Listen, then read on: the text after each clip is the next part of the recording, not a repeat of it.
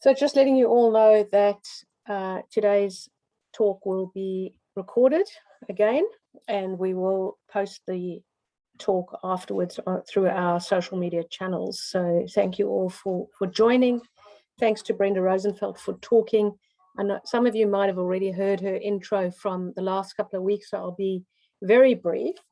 As we know, Brenda is a very experienced naturopath, clinical nutritionist, medical herbalist, mentor, international speaker, and lecturer with 24 wonderful years of clinical experience.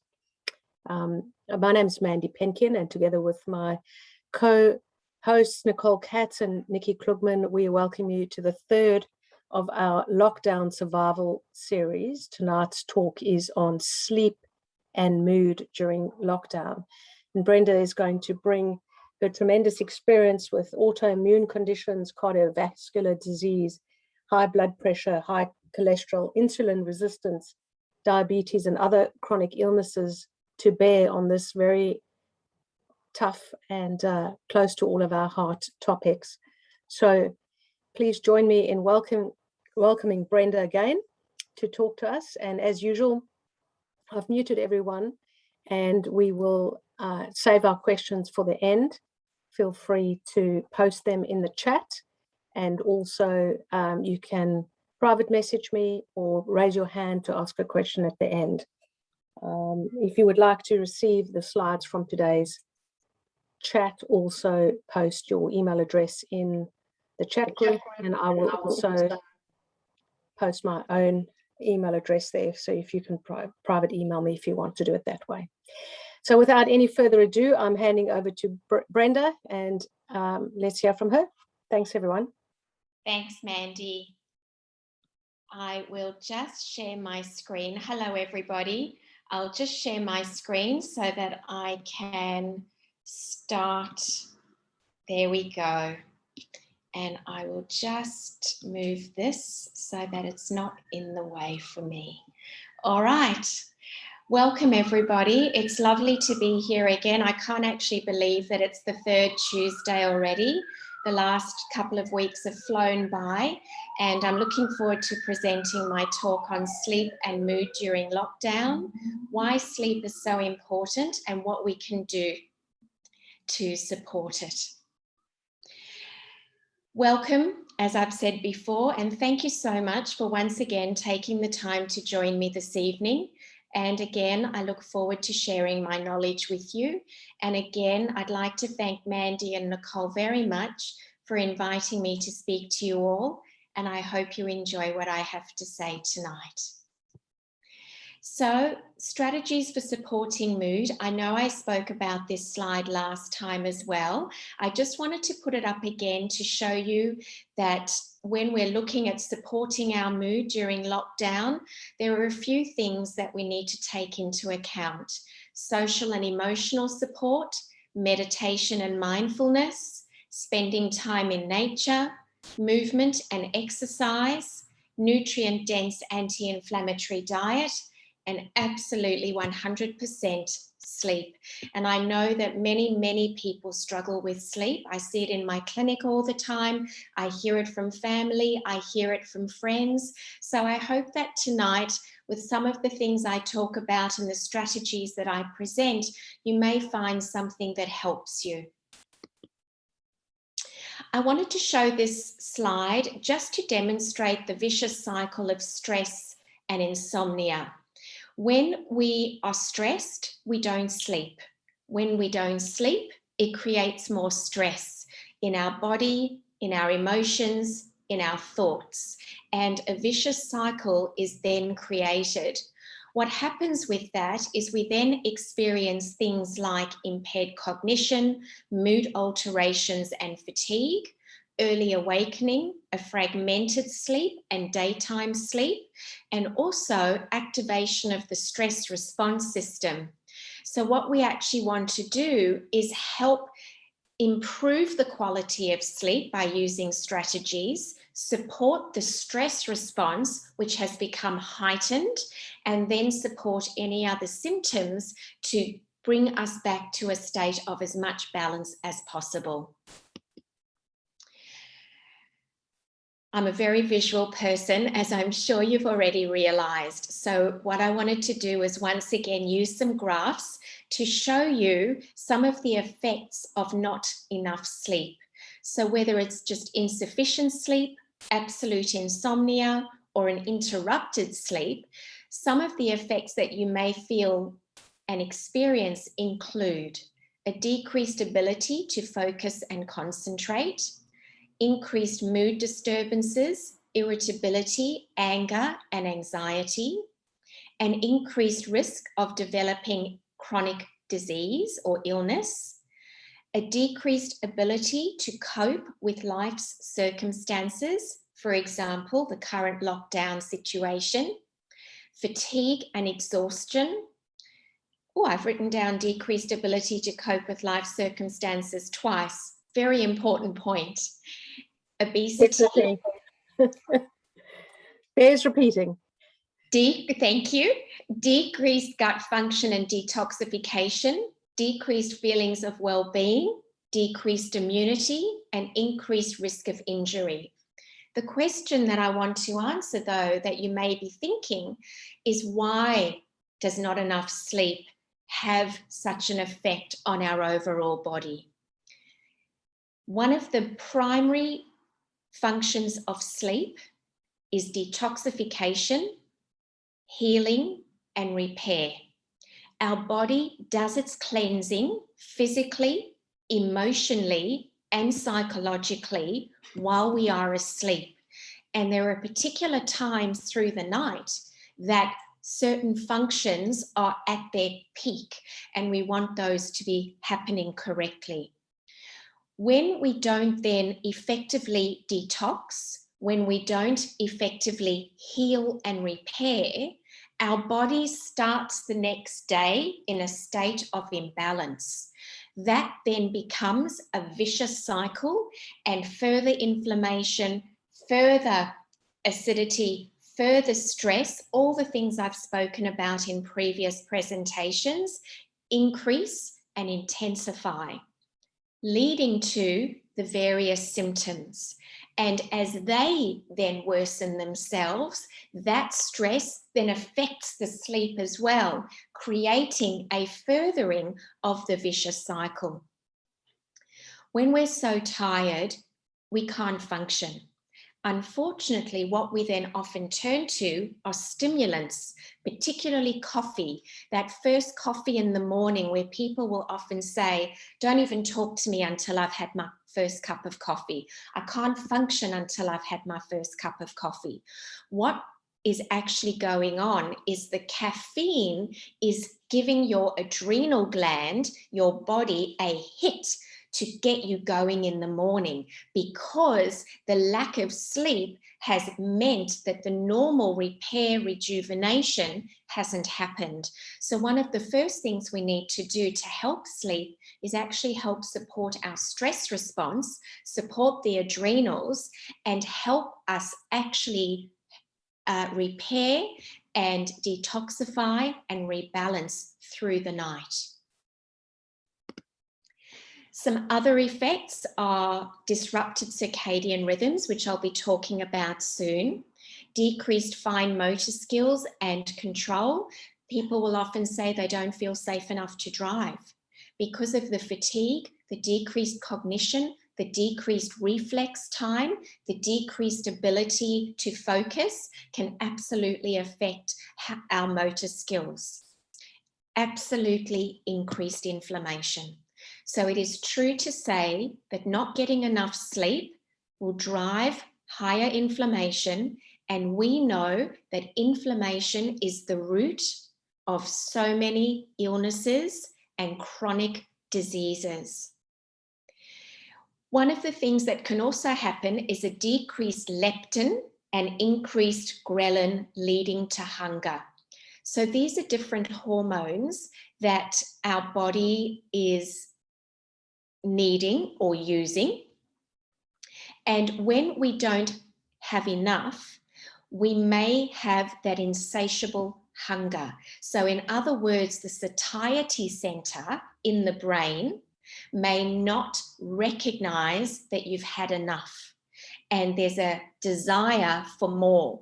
And what often happens is that the desire is for sugary foods, for energy foods, for carbohydrates, because it's looking to fill that hunger. We also have insulin resistance and an increased risk of diabetes, and a lot of the weight gain that happens is around the belly, and decreased stress regulation. As I've always said in all my previous talks, all of this can be supported. We can absolutely change how we sleep. The key with sleep, though, is it's not only going to be from using supplements or medications. In actual fact, we can't out-supplement bad sleep habits. And part of my talk tonight is talking about what we can do to improve our sleep hygiene. While herbs, supplements, remedies can support our body, 90% of it, I would say, is actually changing our behaviors, changing our habits. So what do we know about insomnia? Insomnia affects many adult Australians, most of whom experience a difficulty sleeping for more than 12 months. It could be a difficulty falling asleep, it could be a difficulty staying asleep, or it could be a combination. Children can also experience sleep problems, and one of the reasons may be because they can be influenced by adult behaviours, as well as experiencing their own stresses or emotional issues. So we need to help teach our children through our own example. Just one night of poor sleep can absolutely affect memory, judgment, eating patterns, and mood.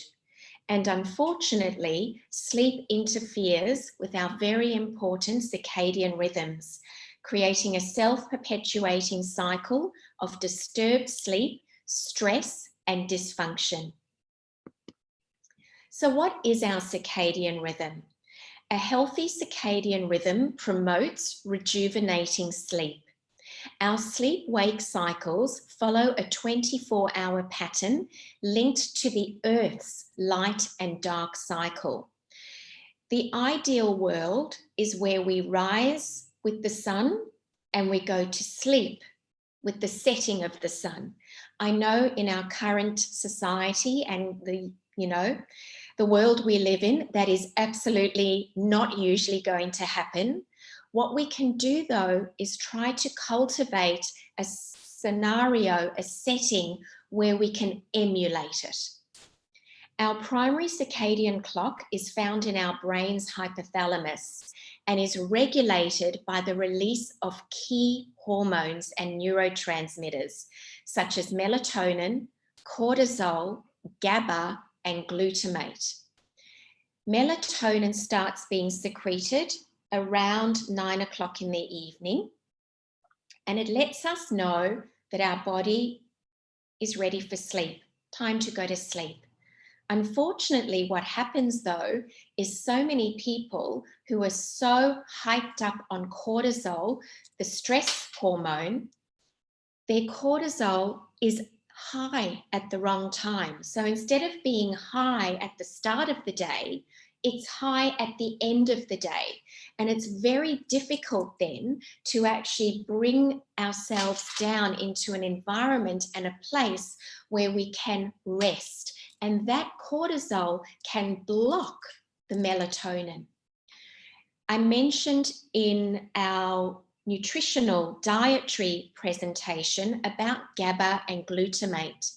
GABA is our calming neurotransmitter and glutamate is our excitatory neurotransmitter. A little bit more on that coming up. Chronic stress can interfere specifically with our circadian rhythms.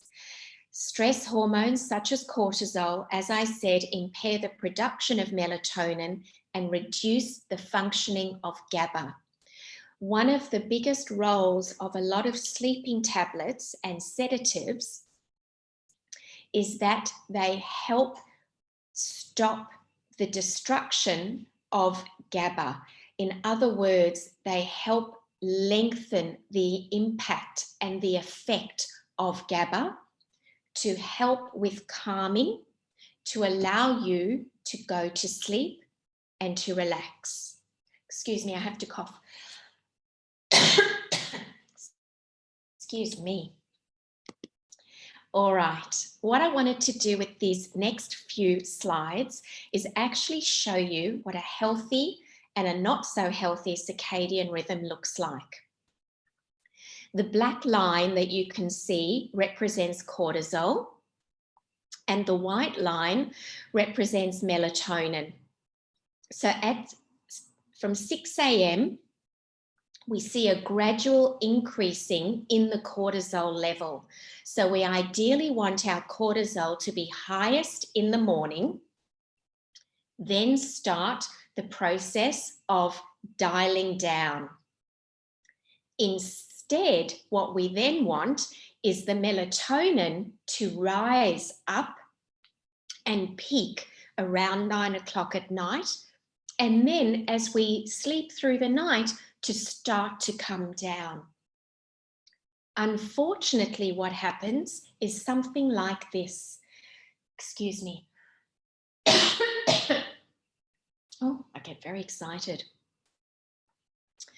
What we see instead is that prolonged and/or excessive exposure to stresses, and they can be anything: emotional, psychological, environmental, there's a long list, can cause the elevated cortisol levels. And what happens is they stay up much too long, which means that the melatonin that should be coming in at that start at 6 p.m. and then peaking isn't happening.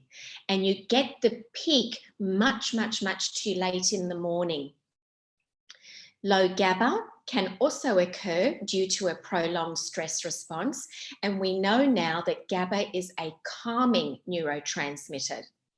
The elevated cortisol levels can impair that healthy wind down, as I was mentioning, and impede the melatonin secretion. And a lot of people will often say they feel wired but tired. It's like they can feel there's a fatigue, there's an exhaustion. They want to be able to rest and relax, but there's this feeling like a bit of a, energizer bunny rabbit of feeling quite wired. And it's that we then need to try and support in order to help the whole body relax enough to be able to lie in bed and rest. So delayed and/or reduced melatonin levels disrupt normal, healthy sleep patterns. Now, some people will often say, I take melatonin, but it does nothing. One of the reasons you may find that is either, one, you're taking too high a dose, because the amount of melatonin that we actually secrete is very, very small. And sometimes the medication that you might be taking is too high and your body's not actually able to work with it. We need to try and match the physiological dose of the melatonin that our bodies naturally produce, not actually hammer it. Also, if you're finding that it's not working, the reason is not because of the melatonin, but because the high cortisol and the low GABA is what is actually needing to be treated. There's herbs for that, then other nutrients for that, and there's strategies that we can use that I'll talk about to help support that as well. I also wanted to put this slide in just to show you our circadian rhythm. Our circadian rhythm, our body has multiple circadian rhythms. This one is around our sleep-wake cycle. So you'll see there that 2 a.m. is our deepest sleep, 4:30 is our lowest body temperature, 6 a.m. and 6:45 a.m. is where we get the sharpest blood pressure rise. It's like we've woken up and our body's gone ready for the day. And that, from having been at a rest position, can spike up the blood pressure. And at 7:30 a.m., around there is where our melatonin secretion stops. 10 a.m. is generally where we have our highest level of alertness. And often, because of that, not often, generally, because of that, our morning hours are really peak hours to get a lot of work done, because we're so alert through that early part of the day. What I wanted to show you as well is around that 9 o'clock time is where the melatonin secretion starts on the left-hand side. And I also wanted to mention that at 6 p.m. is when we generally, around that time, have our highest blood pressure. Why I wanted to mention that was, if you are somebody who takes your blood pressure regularly because you've got blood pressure problems or any type of heart condition, I would advise not taking your blood pressure around that time of the day, because we know it's when our blood pressure is likely to be the highest. Ideally, we take our blood pressure at the same time every day, after the same activities, away from any stimulants like coffee. And a good time to do it is mid-morning as well. So I just wanted to show you this slide to show you that if we know that melatonin secretion starts around that 8 o'clock, 9 o'clock time, what we want to be doing is preparing for that, shutting down the computer, shutting down our phone, limiting blue light, turning down the lights, all the things I'm going to talk about. Because if we block that, we are already impeding our sleep. And I know that there may be some of you saying, well, that's never going to happen. All we can do is try and see how it makes you feel and see if it makes a difference. Melatonin, GABA, and glutamate. So what is melatonin? It is a naturally occurring hormone produced by the pineal gland when the retina, which is at the back of the eye, registers darkness. However, its production is reduced by exposure to artificial light, and especially blue light, which is produced by computers and TVs.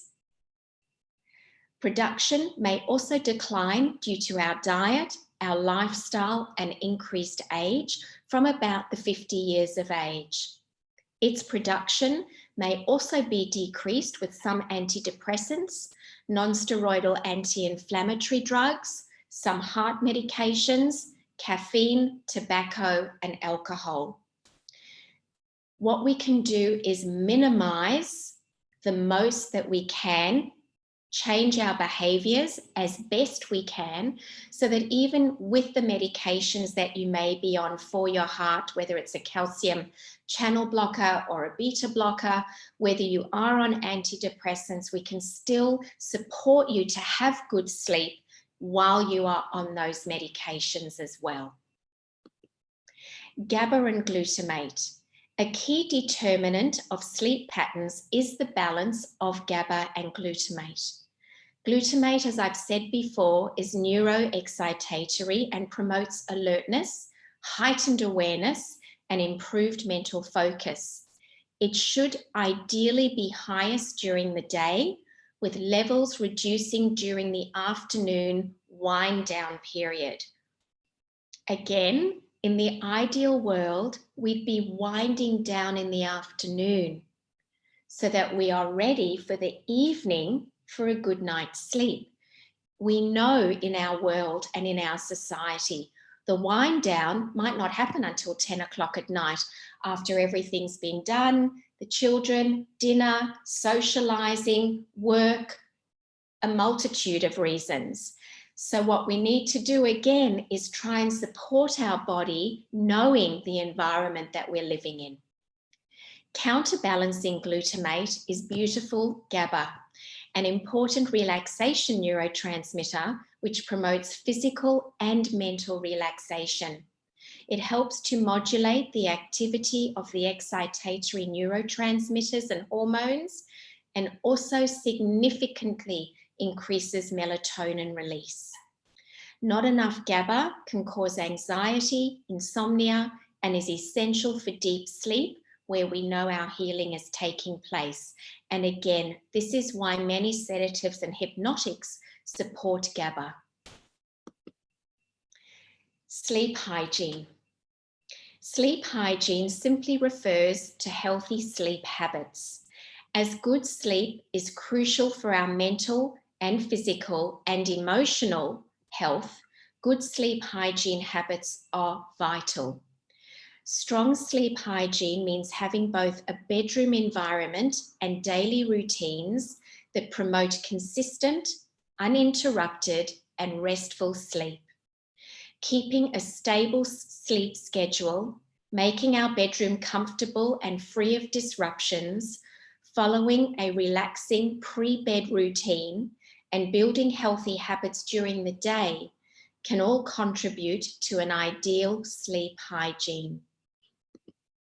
So what can we do to improve our sleep hygiene? Firstly, we can set and maintain a sleep schedule. Sleep is an essential component of our day. It is not a tag on after doing everything else we want to or need to do in the day. The reason I wrote tag on was because so often I've heard clients or friends or other people just say that they'll get to sleep when they can. We need to prioritize our sleep. It needs to make up 8 hours of the 24-hour day.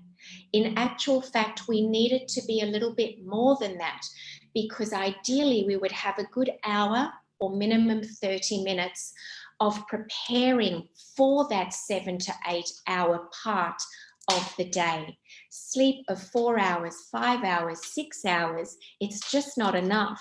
We're going to land up in a sleep deficit that we never truly recover from by just sleeping more the next day. So when people say they'll catch up on their sleep on the weekend, that doesn't really happen that way, because our sleep deficit is creating distress in the body that just a 1 or 2 longer sleeps is not really effective enough.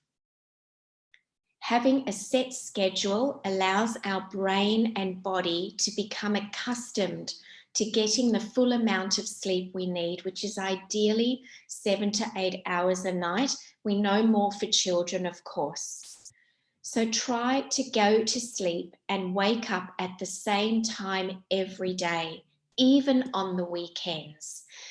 Why? Because this will help to reinforce our body's sleep cycle, our circadian rhythm, and can make it easier to fall asleep and wake up every day. Even if you wake up early, rather than trying to go back to sleep, if you wake up at 5 a.m. and you think, no, I'm going to try and fall back to sleep till 7 a.m. Ideally, you'd actually wake up, get up, maybe do a bit of stretching, a little bit of exercise, drink plenty of water.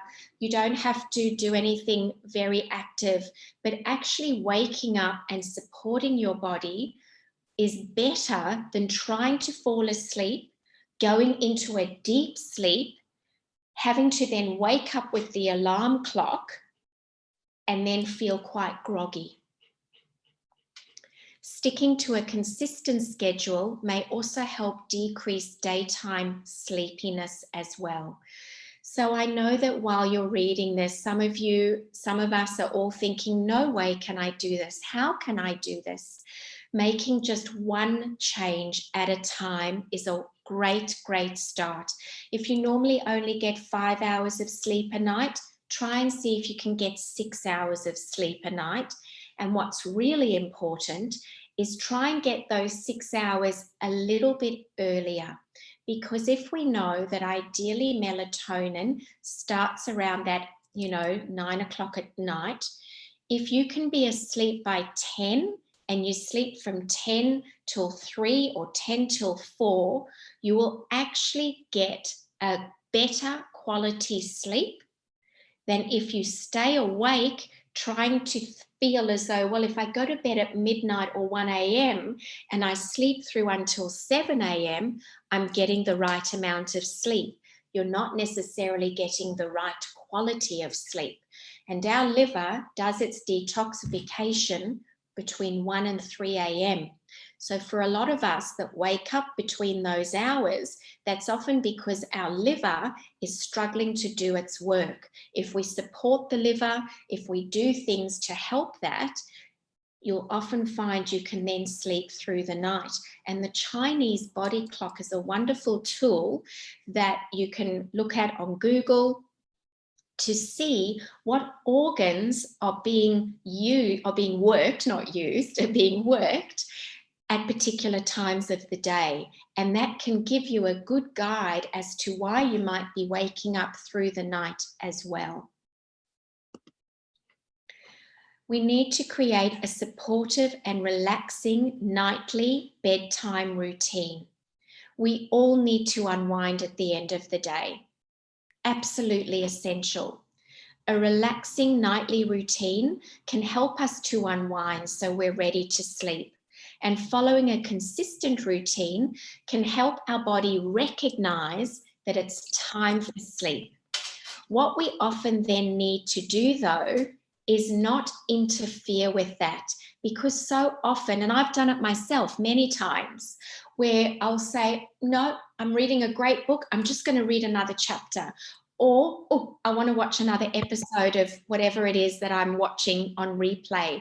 Or there's a chore to be done or something to do.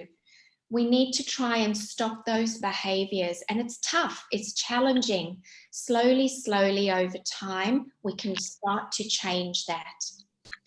The ideal time to start our bedtime routine is about 30 to 60 minutes before going to bed.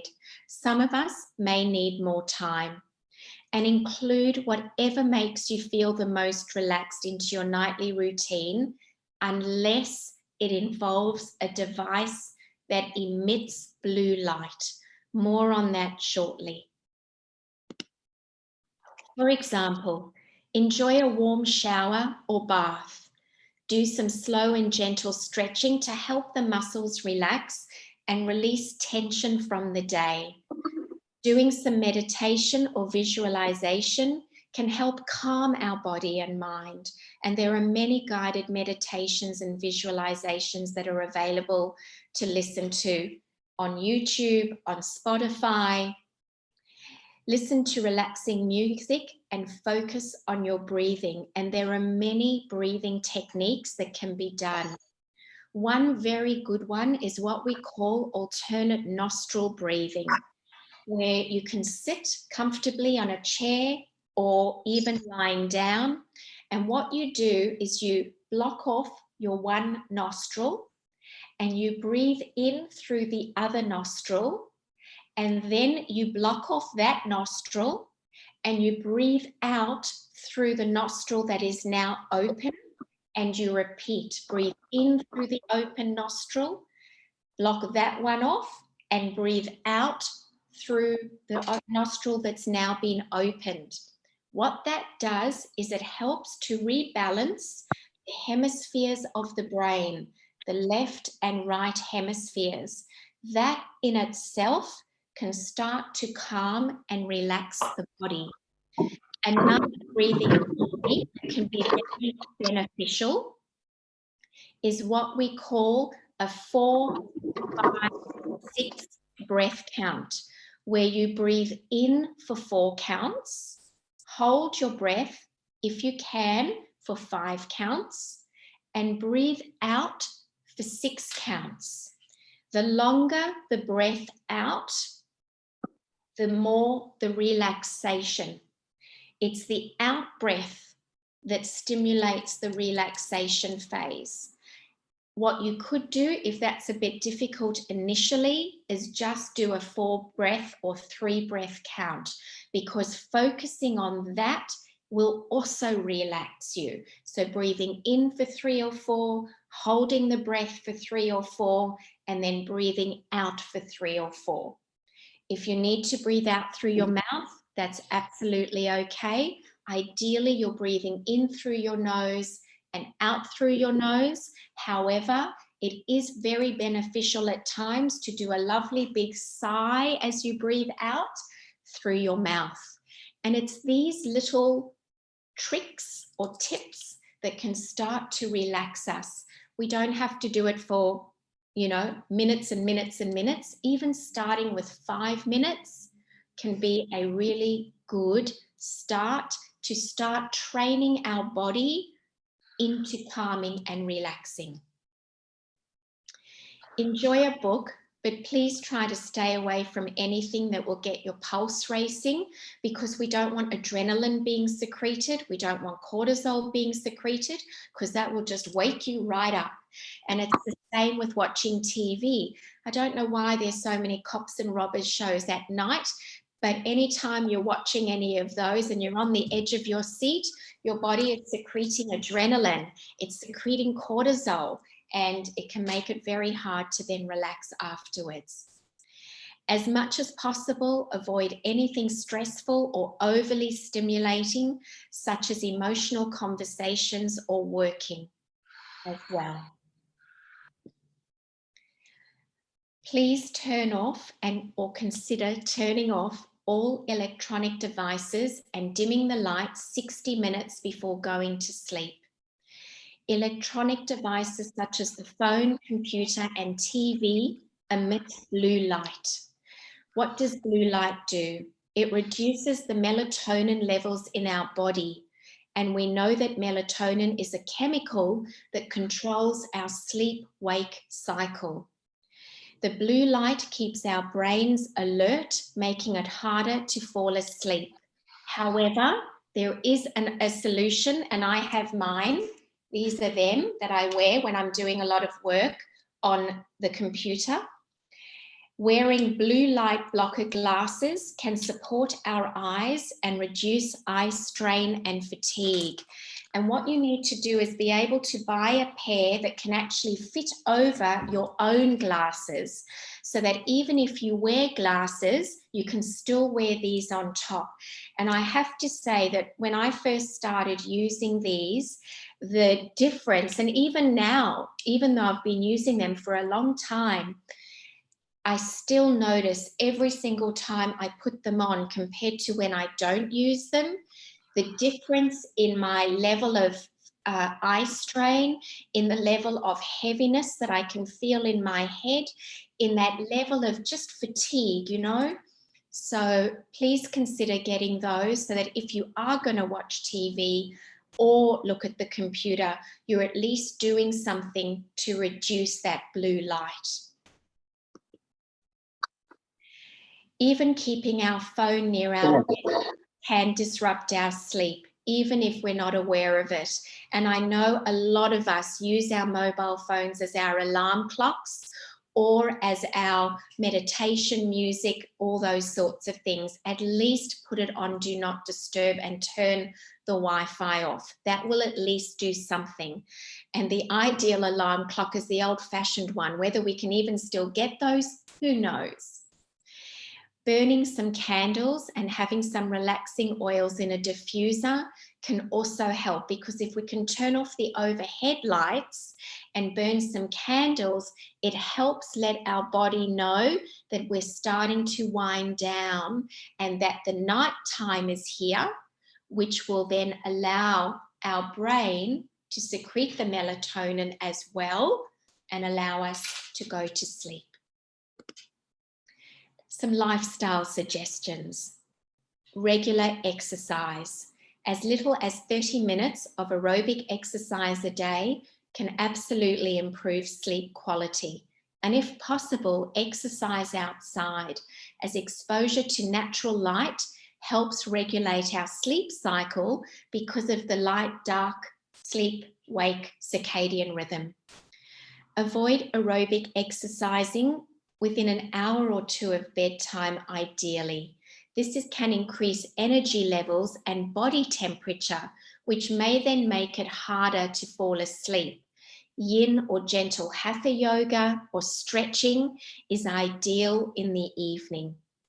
Enjoy daily daylight, as sunlight is one of the key drivers of circadian rhythms that can encourage quality sleep. Avoid smoking, please, as much as you can. Nicotine is a stimulant and disrupts the body's sleep patterns, not to mention the toxicity to our liver. Limit caffeine intake for some dietary suggestions. The effects of caffeine can last from 3 to 7 hours, depending on each person. It's very, very individualized. An afternoon cup of coffee may keep you awake and alert a lot longer than ideal. Ideally, nutritionally, we say no caffeine after 12 or 2 p.m. in the afternoon. However, we do know that each person's tolerance is different. For some people, a coffee at 8 o'clock at night has no effect on their sleep, whereas for somebody else, they're not going to sleep a wink. Reducing alcohol. While alcohol may make it easier to fall asleep, the effect does wear off, and it often disrupts our sleep later on. The reason, as I mentioned earlier, we do our detoxing at night, and it is common for people to wake up during liver time, which is 1 to 3 a.m. Another very good dietary suggestion is, as much as possible, try not to eat dinner late, especially if it's a big, heavy or spicy meal, because you may still be digesting it when it's actually time to sleep. Ideally also, dinner is a lighter meal, a minimum of 2 hours before bedtime, with only a small amount of animal protein. If you're interested in doing a small experiment with yourself, and you have trouble falling asleep or staying asleep, try a few nights having a vegetarian meal and avoiding animal protein, eating early, 6 p.m. ideally, or set no later than 7 p.m., and see if it makes a difference to the quality and amount of your sleep. You may be surprised, because the animal protein is a lot more difficult to digest than vegetable protein is. So sometimes what could be beneficial is having digestive enzymes to help you digest the food, to allow you to go to sleep without your body still struggling to digest that heavy piece of meat. Also, you could have some lemon in warm water or some apple cider vinegar, because that helps with digestion, because it stimulates digestive secretions. So there are a couple more tips to consider. Also, we can enjoy a calming herbal tea 60 minutes before bed, 30 minutes if that works for you. Herbs like chamomile, passion flower, a nighttime blended tea that you can often buy either from the supermarket or the health food store. And again, the results that people get is very individualized. For some people, they're fantastic. For other people, they don't do so much. What we also want to do is create a very, very cozy sleep environment. A cool, dark, quiet room may help to fall asleep and stay asleep more easily. A bedroom temperature between 15.6 and 19.4 degrees is the optimal temperature for sleeping. I personally would not sleep a wink if it was 15.6 degrees. A lovely balmy 19, that's really good for me. Whereas for somebody else, colder works better for them. Again, very, very individualized. What we don't want is too cold and certainly not too hot. Having a comfortable mattress, pillows, and bed linens is essential. The more comfy we are, the easier it may be to fall asleep and stay asleep. A good pair of earplugs may be needed if you're a light sleeper, have noisy neighbours, or live on a busy street, or if the person next to you is a snorer. If the bedroom gets flooded with too much light, consider using blackout curtains or an eye mask to keep the sleep environment as dark as possible. The darker the room, the easier it is for our body and our brain to recognize that it is time for sleep. Use the bedroom and bed only for sleep and for sex. When we have a comfy bed, it can be very tempting to use it for reading, working, talking on the phone, relaxing, or watching TV. However, it is important, especially if we're trying to instill new behaviours, new habits, to only use our bed for sleep and for sex. This helps to strengthen our brain's association between our bed and sleep, and may make it easier to fall asleep and learn new patterns of behaviour. We know reading may be one way to relax before going to sleep. Try reading the relaxing book on the couch before moving to bed and see if it does make a difference for you. Go to bed only when tired and get up if unable to sleep. If you're not tired, try to avoid lying in bed and tossing and turning, as not being able to fall asleep may just cause more frustration, making it even more difficult to fall asleep. And if you are unable to fall asleep within 20 to 30 minutes of going to bed, it is actually better to get up. Do some stretching, read, or do something else calming in a low light to allow yourself to become sleepy again.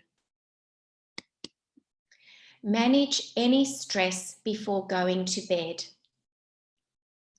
Thinking about things we're worried about can absolutely keep us awake at night.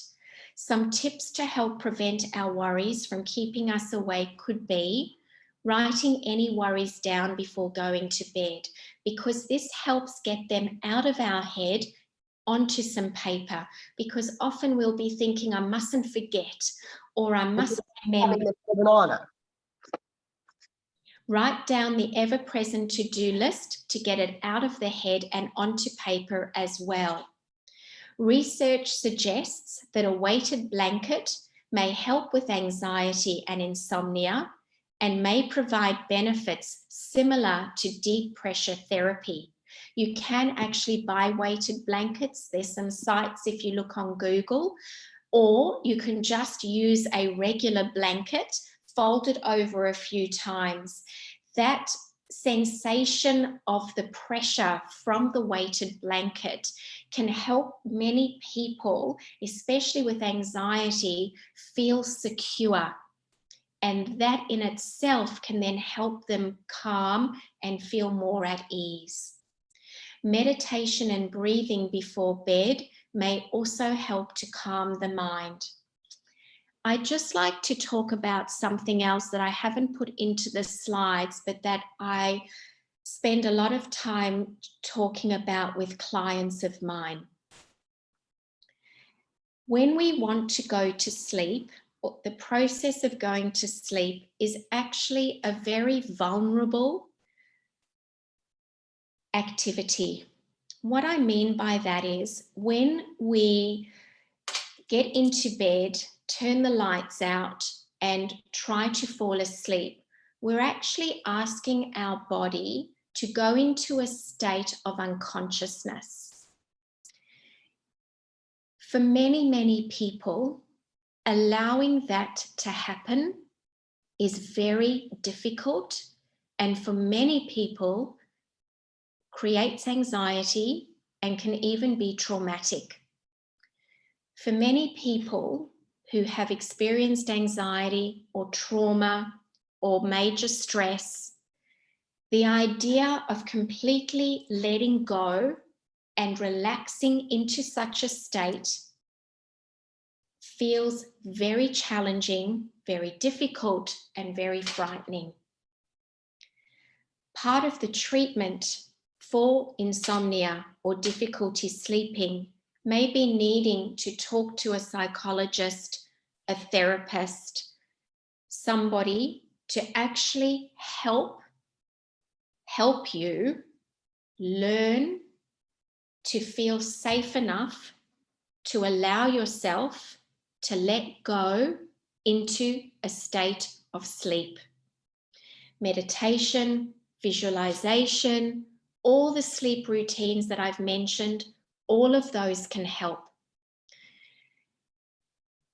All of us in our brain have a very primitive part of our flight, fight response. Turning that off can take a long time, especially when there's been trauma, major stress, all the things I've already mentioned. Keep in mind then that if some of this doesn't work for you, or if you know instinctively that there's more to your story of not sleeping, there are absolutely things that can help, from herbal medicine to nutrients to psychology, psychotherapy, acupuncture, counseling, all the things to help you start to feel safe, to be able to let go into that state of unconsciousness and trust that your body will know what to do, that your heart will keep beating, all the functions will keep happening, and that you will wake up the next morning. Supplements and modalities to support sleep. There are many herbs and nutrients that may be used to support our sleep. However, as there are many different reasons why a person may be experiencing sleep issues, be they physical, psychological, and emotional, what works for one person may not work for another. There are many products available in the marketplace or with a practitioner. Often it is trial and error. If you have not found any to be effective, or it has worked for a while and has either plateaued or stopped working, it may be because there are further underlying causes that need to be addressed, be they physical, psychological, or emotional, as I just mentioned. Speaking with your healthcare provider may be needed to support you further. Magnesium is a mineral that may be used to support sleep. Acupuncture, massage, chiropractic and osteopathic care, hypnosis are all modalities that may be considered to support any sleep issues as well that you may be experiencing. We also know that one of the reasons people may have difficulty sleeping is sleep apnea. And if you have any sense that may be the case, you can do sleep studies. It can all be tested for and then absolutely treated. And there are many people who have had sleep apnea diagnosed. Some need the CPAP mask, others don't. But all of them, once they start those treatments, usually notice an incredible difference in the quality of their sleep and in how they feel. In conclusion, the importance of good sleep cannot be overstated to support our mood and overall health and well-being. The challenge is often in being motivated and compliant to make the changes to our current habits and behaviours. Making one change at a time can be a start. For example, start with switching off the TV or your computer 1 hour earlier and build from there. While supplements may give valuable support and assist in the overall treatment of sleep issues, they are not able to out-supplement habits and behaviours that also need to be changed in order to support our sleep. Thank you very, very much. I will just stop the share so that I can see Mandy and we can chat. Wakey, wakey, Mandy. Wakey, wakey. Thank you so much. I'm wide awake. I'm going to have to need my glasses for a little while. Oh, those your blue blockers? Blue blockers. Yeah. Very, very good. I think mine are transition lenses, but I don't think that they have light block in them. Yeah. Well done, Brenda. Once again, thank you for an outstanding talk. That was really, really very informative. I'm going to have to go back and listen to it again. So we do have some questions that have been posted. Okay. The first one is, what does it mean when somebody says I'm a morning person or I'm a night owl? Is that correct, or you're not really one or the other? You're just more For some people, they do operate better in the morning, and for some people, they do operate better at night. What I would recommend, though, is we'd need to work out for those people whether that has become a behavior or a habit, or whether it really is unique to them. So I would say for that, it would be good to actually see what balancing we could do and see what's then left, and whether they really do function better in the evening compared to being in the morning. Because if our body is in balance, ideally, with the higher cortisol in the morning, the lower other thing, that we don't want, we should be more alert in the morning and able to function better from the morning, and then the natural downtime through the afternoon into the evening. Okay, very good. I've always felt like I was more of a night owl than a morning person, but many years of... It'd be really interesting, Mandy, to work with that and see, because your body's now become used to that. Well, actually, many years of getting up early in the morning to go swimming training has changed that rhythm. Although I do find that I'm still, if I sit down to work at night, I get a hell of a lot more done. Yeah. Anyway, also quieter then too, right? It could have something to do with my ADHD in the day. Who knows? Anywho, on to more questions. As usual, there's lots of people who've got questions for you. Problem. So you did touch on the magnesium, which has been a trend throughout all three of our talks. But the question is melatonin bad for you? Have tried magnesium sleep, but wondering whether melatonin is a better option. If magnesium hasn't worked, one, it could be the type of magnesium you're taking, when you're taking it, and what other ingredients may be in the magnesium to support the process. You can absolutely try melatonin. What I would say, a lot of doctors prescribe melatonin that you can then go and get a script filled out. Those are generally in higher doses.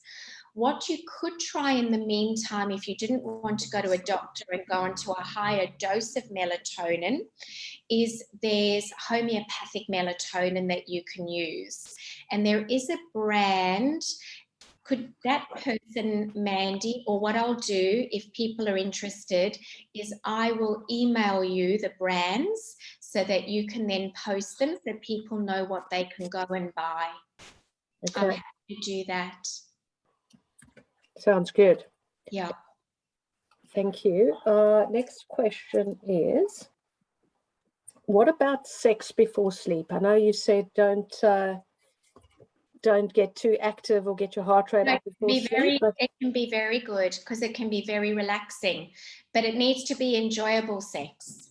And I say that only because I hope whoever's listening out there doesn't mind me saying this. It needs to be enjoyable. If there's any sense of not enjoying it or not wanting to, that creates stress. If both parties are on the page, happy to go there, that's a completely different story. Fair enough. I hope no one minded me saying that.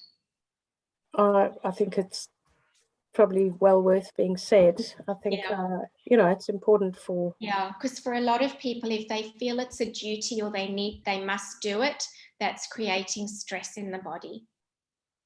Understand. And I think, there's obviously reticence to talk about that topic. It's quite personal, I guess. But thanks for touching on that one, because I'm sure a lot of people want to know the answer, but might not want to ask it. Yeah. So the next one is, any tips about having a partner who snores? I know you mentioned earplugs. Yeah. So for a partner who snores, there are a few things. Sometimes the position they're sleeping in is the problem, especially if they're sleeping on their back. So whether they can sleep on their side, and sometimes using pillows to keep them on their side can be very beneficial. Checking for sleep apnea. That would have to be one of the top things to go and do for snoring. Blocked sinuses. Not because of sleep apnea, but if there's any chronic sinus infections, sinus problems, nasal passages, and those can be treated. That can be supported with natural therapies. So that's something as well.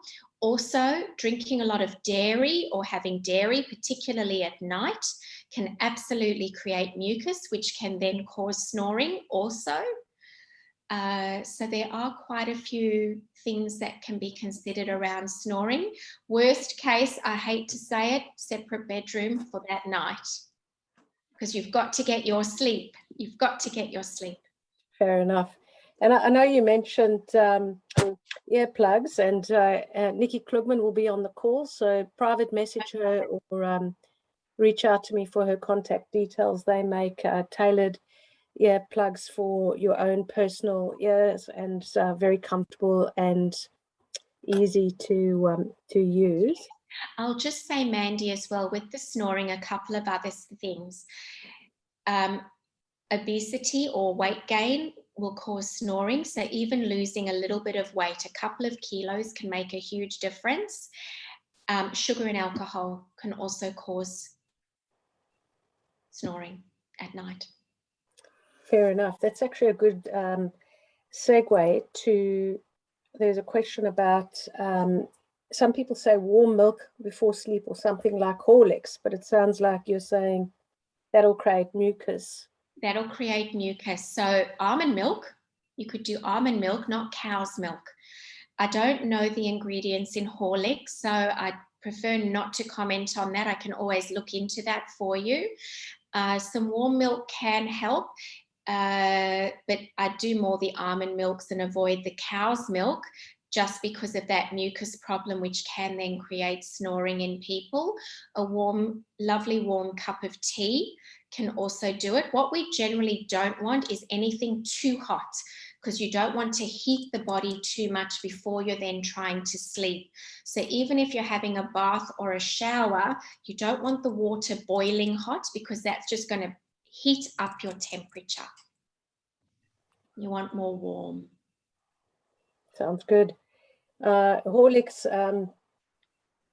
I think it's more that, I'm not sure it's about the ingredients, although I think there's some honey in it, but it's more about the fact that you generally mix it in with milk. Yeah. So Okay. where would you buy your special glasses? Oh, very good. I stock them, so people are welcome to contact me, and I sell these. Otherwise, you're welcome to go online, and if you just put in blue light blocking glasses, there will be websites that you can find to sell them. Some people's regular glasses can be made to also block blue light. So there are different places that you can get them, or you're welcome to contact me as well. These ones that I use do also go over your own glasses so that you can wear them. They're not the most attractive, but they work. Oh, well, at night in bed before you go to sleep. Very good. Not to worry about so much on the attraction side. Your thoughts on power napping midday?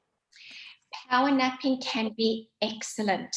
The key is the amount of time, no longer than 30 minutes. Because if you go too long, then you're going to kick over into your body going into a sleep cycle that can then make you more fatigued.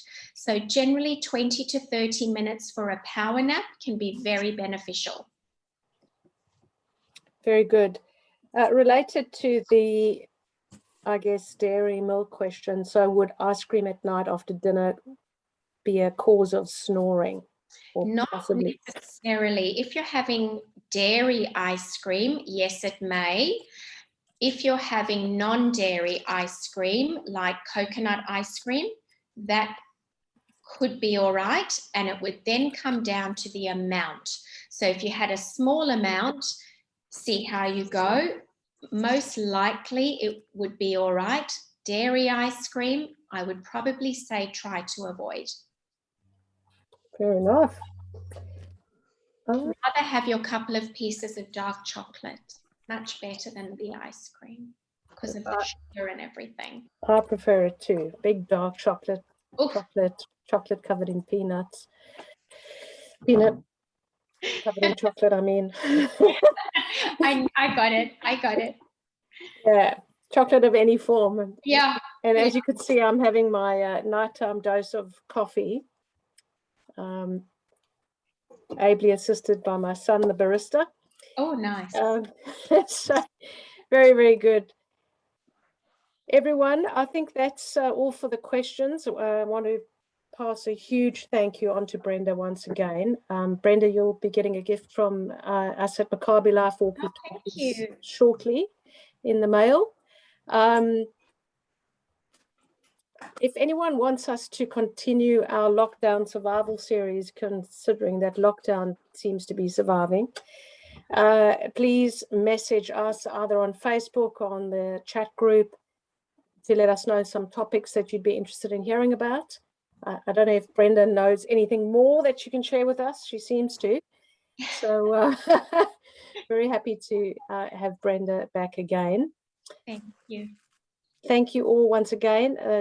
Thanks to our Melbourne guests for joining in, and we'll see you all for next event. Thank you Sleep so much. well. Sleep well. Sweet dreams, everyone. Cheers. I will unmute people who want to have a chat now. Thanks heaps, Mandy. I've had a great time. We've had a great time. I could just listen to you all night. Oh, thank you. Thank you. You haven't put anyone to sleep yet, Brenda, so that's outstanding. Yeah, the numbers were amazing again. 43.